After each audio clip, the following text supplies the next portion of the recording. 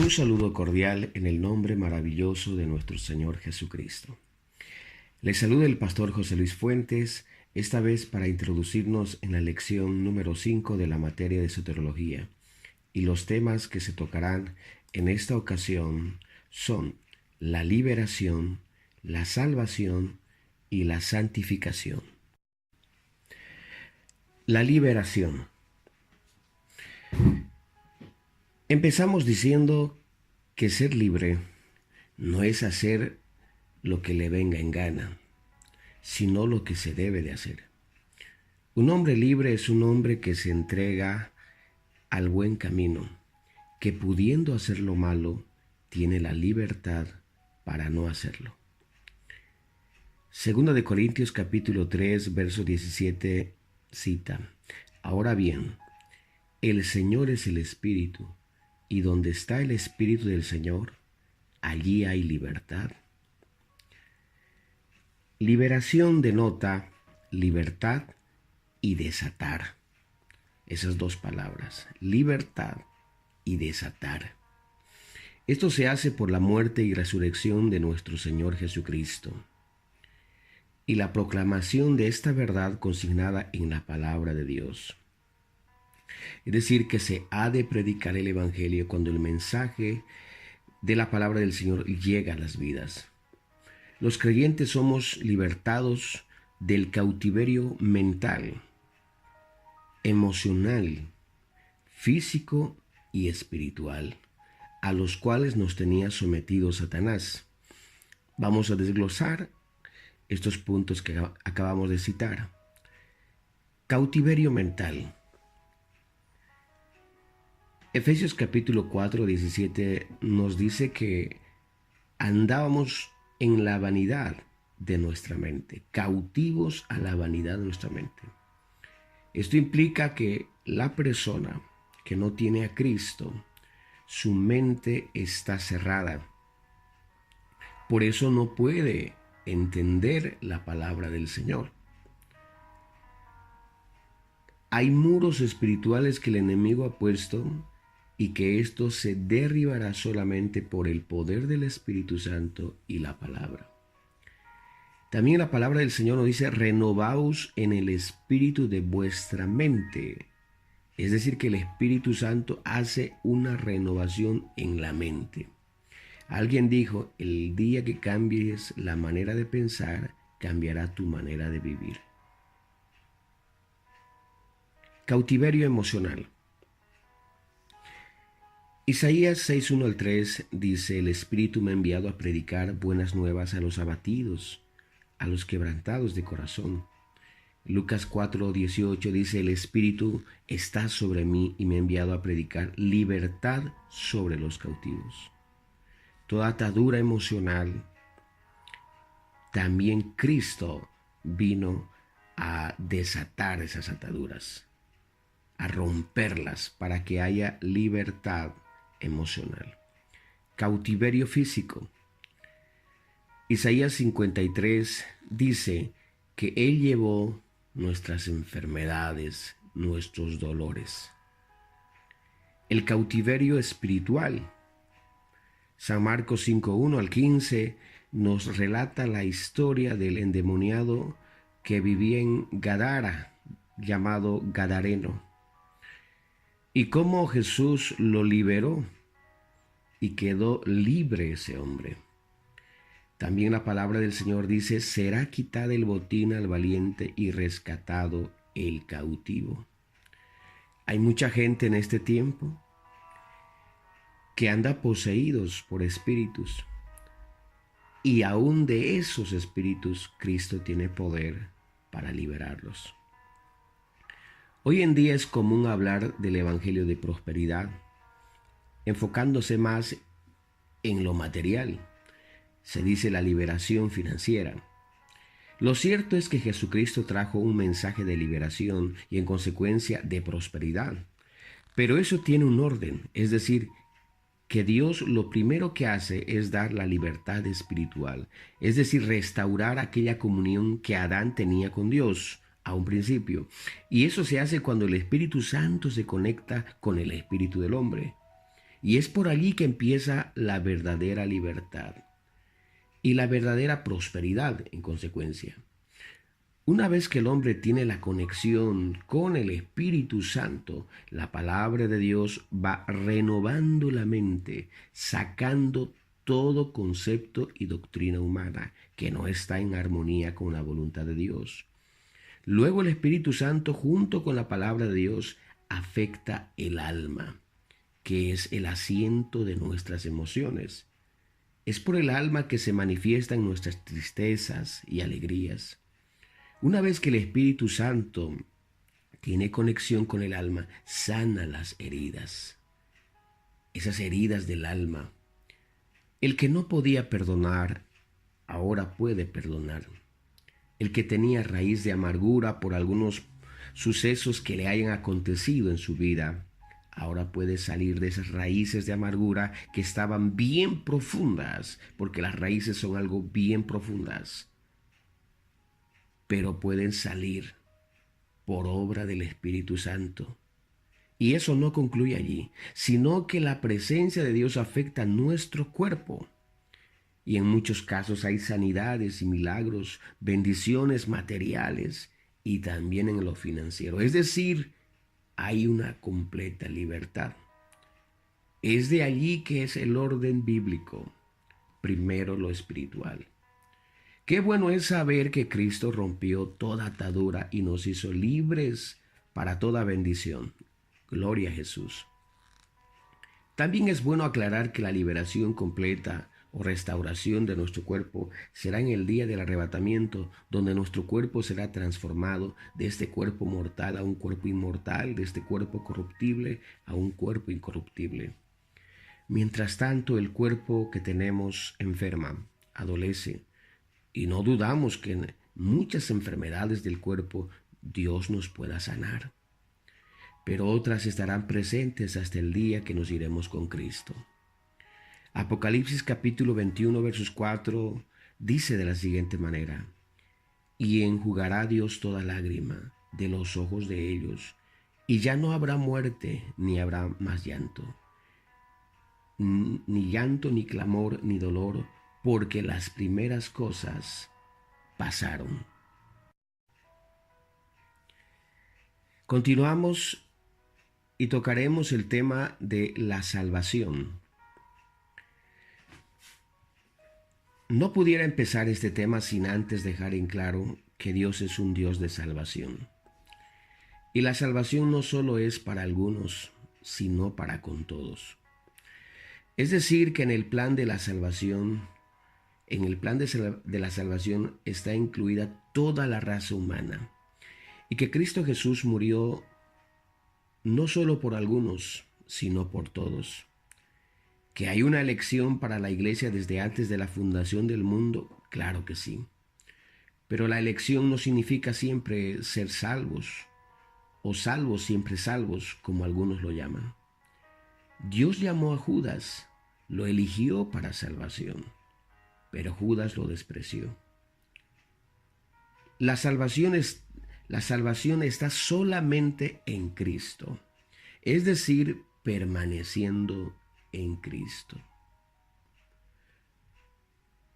Dios es el primer interesado que el hombre sea salvo, el cual lo demostró mediante su manifestación cuando vino a la tierra y se entregó por nosotros. Bendito sea el Señor. Una vez aclarado este punto, entraremos en materia. La palabra salvación proviene de la palabra griega sotería y denota liberación, preservación y salvación. De ahí que estudiamos la materia de soteriología, que es el estudio de la salvación. Esta es una pregunta que todo estudiante debe saberlo.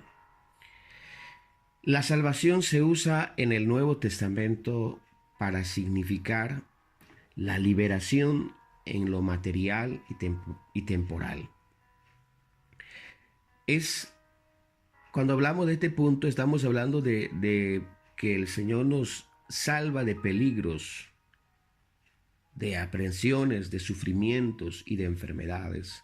Creo que cada cristiano realmente convertido a Cristo ha experimentado que Dios lo ha ayudado muchas veces de peligros y de sufrimientos. También de peligros en el mar, de accidentes. En Hechos 27:4 nos habla cómo el apóstol Pablo fue liberado, cómo Dios lo guardó de tormentas, de huracanes. Algunos lo sacó de la cárcel.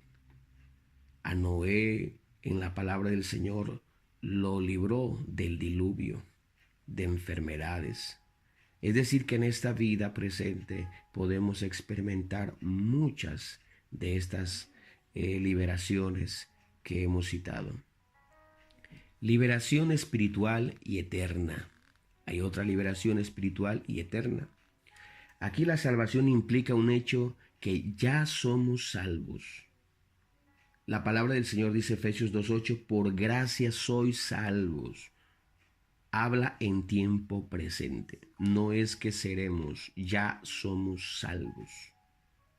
De ahí la importancia de permanecer, de estar en Cristo. Tito 3:5 dice, nos salvó no por obras de justicia. Nos salvó. Cuando la Biblia habla de la iglesia del Hijo de Dios, habla de una salvación en el momento. Esa liberación espiritual y eterna conlleva a que el creyente no tenga que compadecer ante el gran trono blanco, donde serán juzgados. La liberación de la servidumbre del pecado. También hay una liberación, hay una salvación del pecado. Jesús en su nacimiento se declara cuando Jesús nació, porque Él salvará a su pueblo de sus pecados. San Mateo 1:21. Es decir, que Jesús vino a salvar a su pueblo de sus pecados. Es decir, que se puede vencer el pecado, se puede ser libre del pecado. Gloria sea el nombre de Jesús. La futura liberación. Esto se acontece en el arrebatamiento de la iglesia. La salvación que es el aspecto de su confiada esperanza y que implica dos cosas. Uno, la liberación de la ira de Dios. Isaías 26:20 dice, anda, pueblo mío, entra en tus aposentos, cierra tras ti tus puertas, escóndete un poquito por un momento, en tanto que pasa la indignación. Esto nos demuestra que la iglesia no pasará por la gran tribulación. Gloria sea el nombre de Jesús. La redención de nuestro cuerpo, es decir, la salvación de nuestro cuerpo. Dice la palabra del Señor, esperando la adopción y la redención de nuestros cuerpos. Romanos 8:23. Este aspecto de la salvación es la culminación y la meta de todo creyente, pero la salvación es como un abanico de bendiciones presentes y futuras. Hoy disfrutamos de unas y con el arrebatamiento disfrutaremos de las otras. No vamos a ser salvos, ya somos salvos. Continuamos y esta vez tocaremos el tema la santificación, el tercer tema de esta lección. La santificación es un don, es una obra de Dios. Jesucristo es nuestra santificación. Así lo declara la palabra del Señor. Cuando estudiamos la materia de soteriología y todas las materias en sí, es imposible dejar a Cristo. Es imposible, porque toda la salvación se centra en Él. La santificación entonces es solamente en Cristo. Hebreos 2:11 dice de la siguiente manera, porque Él que santifica a los que son santificados de uno son todos, por lo cual no se avergüenza de llamarlos hermanos. Es decir, que la santificación solo es en Jesús. En Cristo no solo tenemos el perdón de los pecados, sino también renovación de la vida. Por consiguiente, no solo justificación, sino también santificación.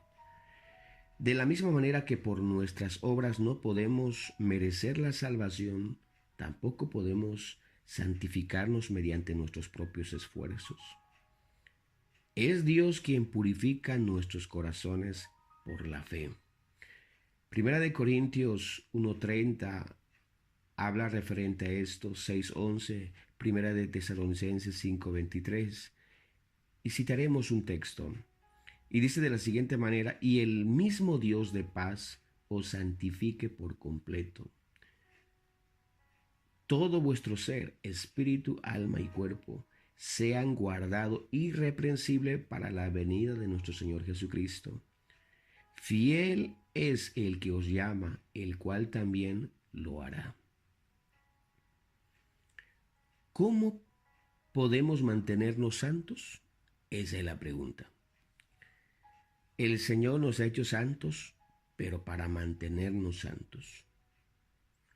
La doctrina sobre la santificación enseña que somos santificados por Cristo y en Cristo. Por lo tanto, viviremos santamente. Nuestro viejo hombre ha muerto y ha sido sepultado con Cristo. Por eso vivimos como personas nuevas. Romanos capítulo 6 habla sobre este punto. El haber sido santificados y el vivir en santidad no significa apartarse de la vida común y corriente, sino que significa mantenerse incontaminado del mundo, en este mundo que vivimos. Romanos 6:26 así lo declara. Por esto solo se hará si estamos en Cristo, es decir, que la santificación es si estamos en Cristo. Creo que ese es el factor primordial, permanecer en Cristo. Fuera de Cristo no hay santificación. Un hombre en los Estados Unidos dijo: el milagro más grande que Dios puede hacer es meter la mano en el fango, sacar al hombre del fango y limpiarlo, lavarlo, purificarlo, y luego tirarlo otra vez al fango y mantenerlo limpio. Ese es el proceso que hace Dios con el Hijo de Dios. Nos saca del mundo, nos limpia, nos purifica, nos santifica. Pero no es que vamos a estar encerrados entre cuatro paredes. Cada uno tiene que salir a su trabajo, a su negocio, a la universidad, al colegio. Es verdad, allí hay mucho pecado. Las fuerzas del mal están, pero ahí se ve el milagro de Dios, en que nos mantiene en santidad. Ese es el milagro más grande. La santificación es la obra del Espíritu Santo en nosotros para purificarnos, separarnos del mal y hacernos conforme a la imagen de Cristo y aceptos a Dios. Romanos 15:16 dice: ya habéis sido santificados por el Espíritu de nuestro Dios. Cuando dice la expresión ya habéis sido santificados, también se refiere en Cristo. Es decir, todo aquel que está en Cristo es santo. Alguna vez me puse a pensar, y este es un concepto mío, que cuando nosotros seamos arrebatados y entremos a la presencia del Señor, y me imagino que será como entrar allá donde entramos por el aeropuerto y presentamos nuestro documento. Y usted presenta su documento y luego ingresa y puede ingresar a la siguiente sala para hacer el respectivo vuelo. Uno se pone a pensar que cuando uno entrará al reino de los cielos, que no entrará en sí José Luis, no entrará Carlos, no entrará Rebeca, Rosa, no entrarán. El único que tiene acceso es Jesucristo. Con razón Pablo decía: ya no vivo yo, mas Cristo vive en mí. Es decir, que cuando pasemos por ese lugar y presentamos nuestra identidad y es que Cristo vive en nosotros y podemos entrar porque somos santificados en Él si permanecemos en Él. Bendito sea el nombre de Jesús. Romanos capítulo 8. Todo este capítulo, sin emplear el término santificación, nos revela un secreto: la ley del Espíritu de vida en Cristo Jesús. Debe actuar en nosotros y transformar nuestra vida. Entonces no viviremos ya más bajo el dominio de la carne, sino bajo el influjo del Espíritu, que hará morir en nosotros las obras de la carne. Cierto día un hermano de la iglesia se me acercó para justificar sus pecados, porque era muy frecuente las veces que caía en pecado y en pecados muy vergonzosos. Y me dijo: pastor, el apóstol Pablo también era como yo. Y me citó Romanos 7:19, donde dice: porque no hago el bien que quiero, sino el mal que no quiero, eso hago. Miserable de mí, ¿quién me librará de este cuerpo de muerte? Entonces le dije que sí, que siguiera leyendo, porque uno de los problemas es que leemos solamente una parte de la Biblia. Y hasta que llegó al capítulo 8 y llegó al versículo donde dice: ahora pues ninguna condenación hay para los que están en Cristo Jesús, los que no andan conforme la carne, sino conforme el Espíritu. Es decir, que sí se puede andar libre de los deseos de la carne, es decir, vencer los deseos de la carne. El verso 2 dice: porque la ley del Espíritu de vida en Cristo Jesús me ha librado de la ley del pecado y de la muerte. Es decir, que sí se puede vivir libre del pecado, vencer los deseos de la carne, pero la única forma es vivir en el Espíritu. Solo así se puede ser victoriosos. Gálatas 5:16 dice: digo pues, andad en el Espíritu y no satisfagáis los deseos de la carne. Lo que este pasaje está diciendo es que si andamos en el Espíritu, no hay posibilidad de dar lugar al pecado. Quiero contarles una historia que me llamó bastante la atención. Cuenta la historia que un misionero que fue a predicar a un indio, piel roja, y le habló de Jesucristo y de la nueva vida en Cristo. Y después el misionero retornó a su país. Pasados unos meses, el misionero volvió a visitar al indio y le dijo: ¿cómo estás? Y el indio le dijo: tener un extraño sueño, y en mis sueños dos perros pelear, uno ser blanco y el otro ser negro. El misionero le preguntó: ¿quién gana la pelea? Entonces le respondió el indio: al que yo dar de comer. Si pudiéramos aplicar esta historia, pudiéramos decir que si nosotros alimentamos a los deseos de la carne, nunca podremos ser victoriosos en la vida cristiana. Pero si alimentamos nuestra vida espiritual, siempre tendremos victoria. Paz de Cristo, hermanos. Dios les bendiga. Muchas bendiciones.